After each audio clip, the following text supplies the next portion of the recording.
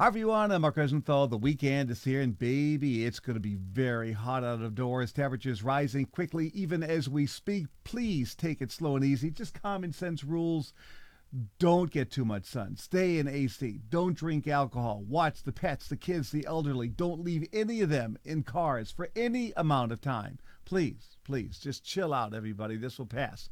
But we need to really just be careful. All right? Okay. Oh, before I do weather, I want to itch in my nose. I want to tell you that tonight is Saturday night, of course. You're at Jethro Mills. They're at Ray's New Garden Restaurant and Needham for some karaoke fun that starts at 8:30. Come on down. Always fun there.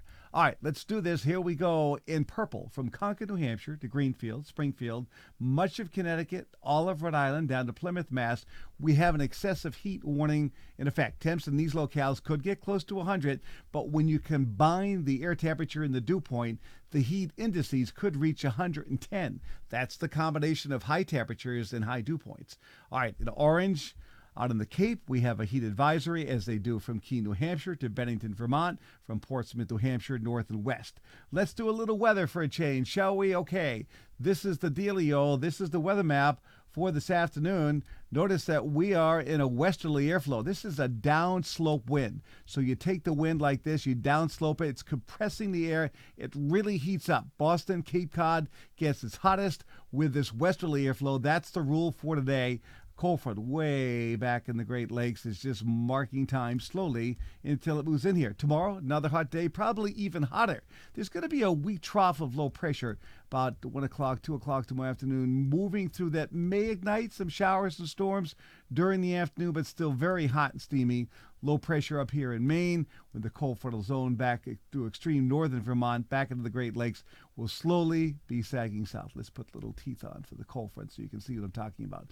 All right, now as we jump ahead to Monday, the front is actually in the area, something in this fashion, probably through Boston, where it meets a couple of areas of low pressure. There's a low pressure area back around Washington, another one around St. Louis. We've got a little cool bubble of high pressure in the coast of Maine in eastern Canada. So there's going to be a battle zone between a very weak northeast wind in this position in the Boston area and a south and southwest wind here. And in between where this weak front is, there's going to be all kinds of showers and thunderstorms firing up. So Monday could be a very active day. Then this storm, late Monday, is going to move up into the eastern Great Lakes, curling like that. That could flip the front back to the north as a warm front on Tuesday, bringing us into the warm sector with more showers and more thunderstorms. So let's run down the forecast. It goes like this.